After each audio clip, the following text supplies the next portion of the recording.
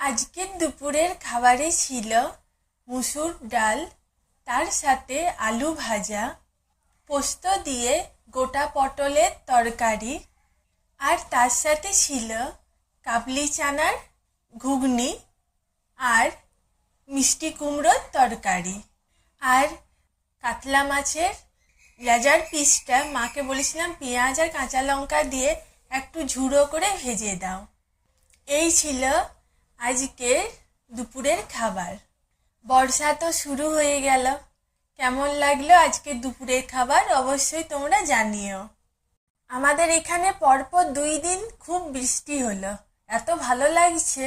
অনেক গরম পড়েছিল, এবার একটু ঠান্ডা হলো চারিদিক। আর মাছের লেজাগুলো মাকে আমি এরকম ভাবে ঝুড়ো করে ভেজে দিতে বলি, খেতে বেশ ভালো হয়। Thank you to all of my viewers.